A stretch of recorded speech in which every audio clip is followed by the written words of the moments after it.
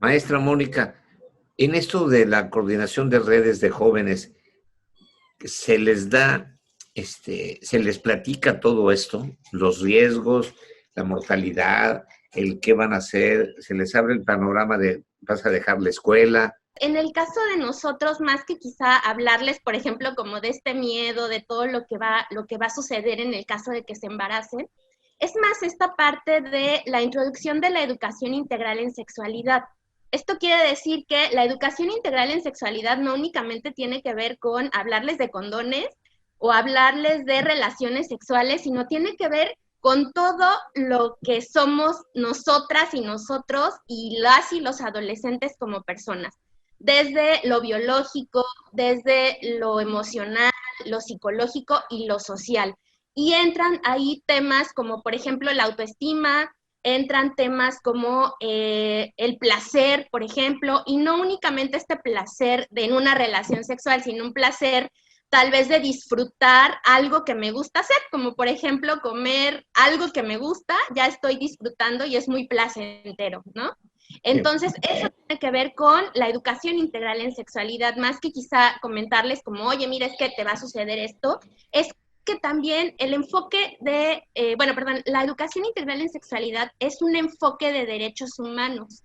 Y como este enfoque de derechos humanos, se tiene que fomentar y se tiene que incidir en, por ejemplo, la participación de las y los adolescentes, pero también en la reflexión en ellos y en ellas, ¿no? Por ejemplo, en el desarrollo de las habilidades socioemocionales, en el desarrollo de las habilidades para la vida, como esta parte, por ejemplo, de discernir, ¿no? Alguna situación que quiero hacer o que no quiero hacer, la toma de decisiones, que es muy importante, pues, en esta parte precisamente de la sexualidad. Carolina, ¿por qué equidad de género y salud reproductiva? Bueno, dentro de todo lo que abarca el departamento, igual tenemos esta parte de la equidad de género, o sea, no nada más vemos lo que es salud reproductiva, que incluye lo que estamos viendo de los adolescentes, planificación familiar, salud materna y perinatal, sino también vemos estas estrategias que nos permitan establecer o fortalecer esta equidad de género entre hombres y mujeres crear corresponsabilidades, porque creemos que todos los programas que llevamos, los que estoy mencionando de salud reproductiva, pues requieren de una corresponsabilidad. Como dicen, pues podemos tener el sexo como un placer, pero también requiere una responsabilidad de ambas partes, ¿no? De cuidarnos mutuamente, porque no nada más es el hecho de embarazarse, sino todas las patologías que pueden adquirir con las relaciones sexuales, o sea, que ellos puedan disfrutar de la sexualidad y obviamente es algo que se hace en corresponsabilidad entre hombres y mujeres. Por eso es equidad de género y salud reproductiva. Hace rato que Yasuri nos platicaba de que teníamos el primer lugar. Yo me había quedado en ese momento de que teníamos el primer lugar en embarazos y adolescente. Yadira, esto ha cambiado con esta administración que ya nos vamos a otro lugar porque ya se está cuidando o se integró un equipo que antes no estaba integrado. ¿Qué es lo que está sucediendo ya? Pues el equipo que tenemos ahorita ya tiene bastantito tiempo. Hay personas que se han estado como moviendo nada más como de puestos, sin embargo, ya tienen varios tiempo estando en los puestos y estando como trabajando en estas áreas que han estado trabajando, por ejemplo, lo de los módulos MAR, los jefes responsables del departamento, las responsables del programa, pues ya tienen bastante tiempo y la verdad es que han hecho un trabajo muy bueno, por lo como comentaba la licenciada Yasuri, ¿no? Que ya hemos bajado en los niveles de embarazadas en adolescentes y que bueno, también hemos estado ahí trabajando desde el nivel estatal con la obtención de los métodos anticonceptivos, que es muy importante que sepamos que sí tenemos, que tenemos todos los métodos anticonceptivos y que aquí lo importante es que se difunda que los adolescentes se acerquen a estos módulos a buscar la orientación, la información y que bueno, que si quieren un método, lo hay en los módulos, en los centros de salud, en los hospitales. Es solamente cuestión de que se acerquen y que pues pidan la información y con mucho gusto se les pueden otorgar los métodos que así requieran. Yasuri, nuevamente, ¿hace cuántos años teníamos el primer lugar de embarazos en adolescentes? Sí, mira, Oscar, estábamos en primer lugar en 2009. Entonces, 2009. Ajá, Okay. con resultados pues oficiales, ¿no? Ahorita Sí. ya con base, te digo, la encuesta nacional se acaba de publicar apenas este año, es con base en 2018, entonces bajamos la incidencia considerablemente, ya no estamos dentro de los primeros lugares, que de repente nos han bombardeado un poco con las notas en otros medios, de que seguimos en el primer lugar, y no, la realidad es que hemos estado haciendo muchas acciones en conjunto. Los adolescentes tienen que saber que existen estos servicios amigables y que tienen derechos sexuales y reproductivos, que les dan acceso a estos lugares que son especializados para ellos, para su atención. Es que me parece que es un tema en el que también tenemos que abordar, que esta parte de la salud sexual es importante que la cuidemos, no solo los adolescentes, sino también las y los adultos que estamos aquí y que están sintonizando esto. Uh-huh. Yo creo que hay que hacer de más ruido, lo personal te lo digo, porque eso de que haya lugares en donde puedan ir la pareja de adolescentes o puedan ir en forma individual y que platiquen y que los asesoren y que les digan gratuitamente qué es lo que pueden hacer, es básico e importantísimo. Ahora mi pregunta, me voy a la cuestión educativa. En las escuelas públicas, ¿hay educación sexual? ¿En qué año hay? Bueno, pues abordan creo que más como la parte anatómica, se ve como esta cultura más biológica, más que una educación sexual integral. No, la educación sexual integral, como bien comentaba la licenciada Mónica, sí, no trata nada más de la parte biológica que corresponde, sino también trata de hablar de emociones, hablar de cómo vamos siéndonos responsables de nuestra propia salud sexual, decía, ¿no? Sí. Entonces, pues sí, estos temas casi no se abordan, sobre todo en las escuelas. Trabajamos nosotros de la mano con la SEP, nosotros también capacitamos a docentes sí, en temas de educación sexual integral, sí, pero el avance todavía no es tanto, ¿no? En esta cuestión. Desconozco los procesos, de repente entiendo que puede incluso hacer mucho ruido a los padres que les hablen a los hijos de sexualidad, ¿no?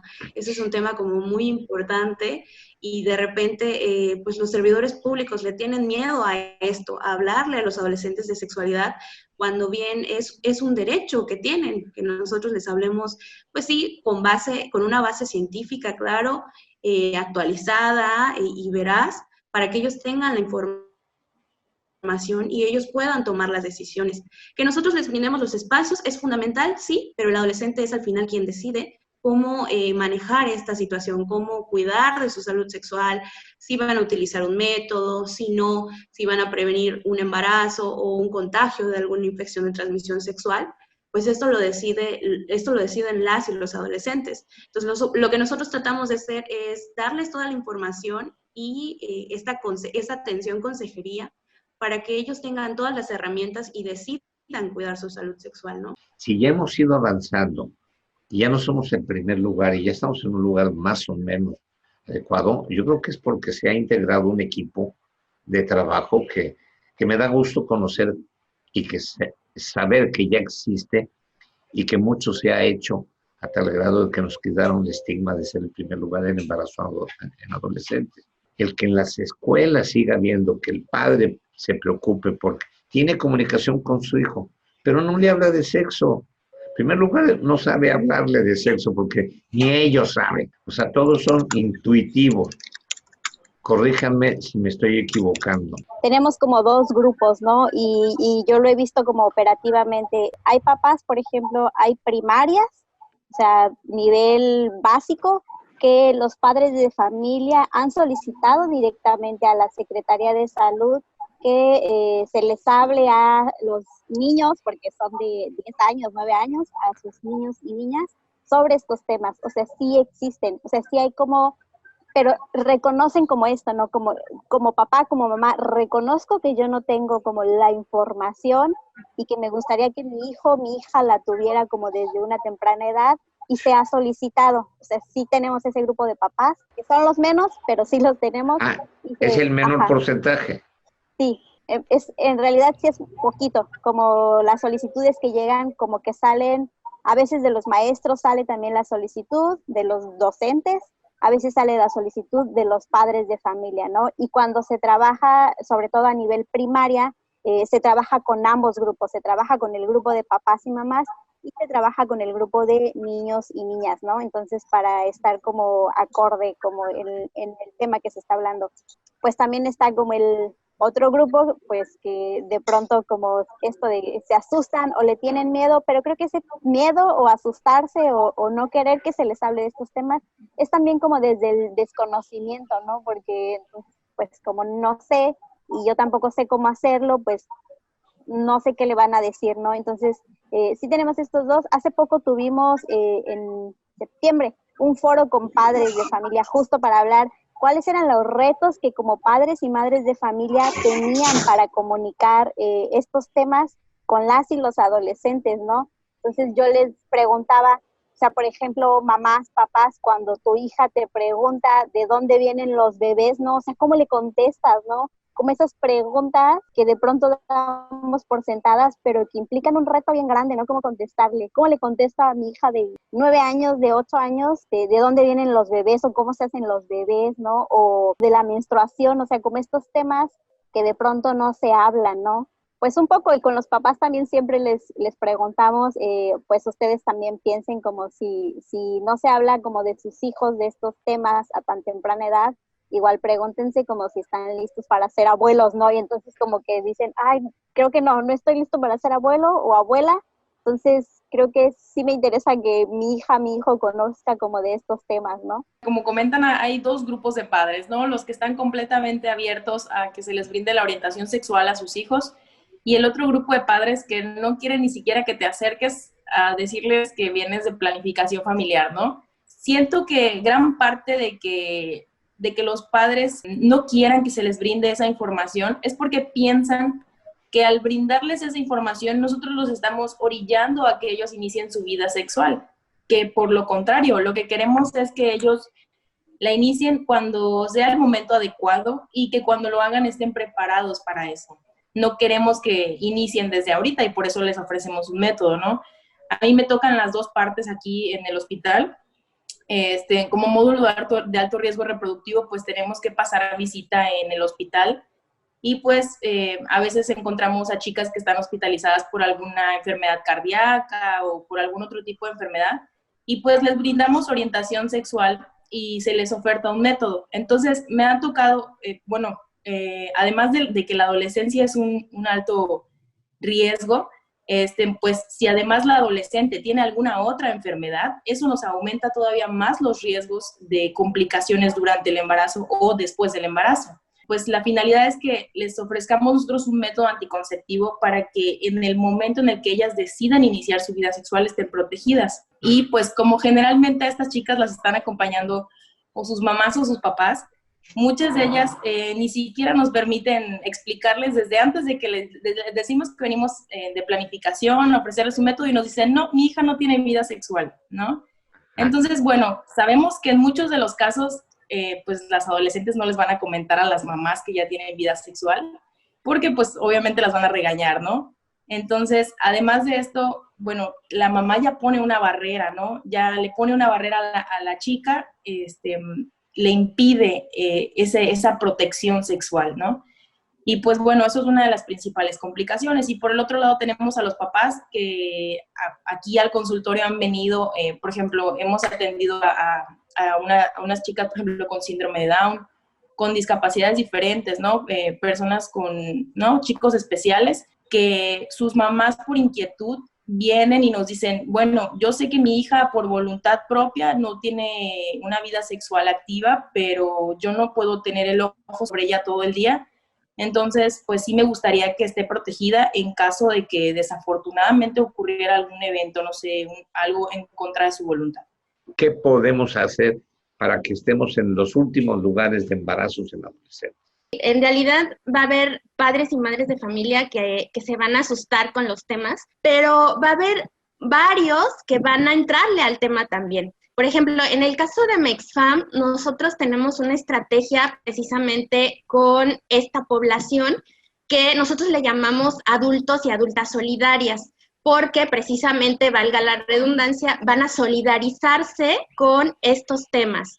Y entonces cuando identificamos en alguna plática, identificamos, por ejemplo, en la calle, cuando damos esta información cara a cara o uno a uno, o ahorita, por ejemplo, que ya tenemos identificados también algunos docentes, algunos médicos, algunas enfermeras, ¿no? Va a ser como un poco más fácil que los podamos dotar de esas habilidades, de esa información para que ellos mismos o ellas mismas también hagan llegar esta información a los chicos y a las chicas que están en su entorno, ¿no? Entonces, yo creo que podemos hacer mucho. De hecho, puedo asegurar que en este grupo somos adultos y adultas solidarias, porque finalmente estamos haciendo eso, estamos solidarizándonos con el tema y estamos haciendo algo para hacer, para cambiar esta situación. Y sobre todo, como siempre yo le he dicho, la información es poder. Y entonces, mientras más información tengan los chicos y las chicas, más van a retrasar el inicio de su actividad sexual o de las relaciones sexuales.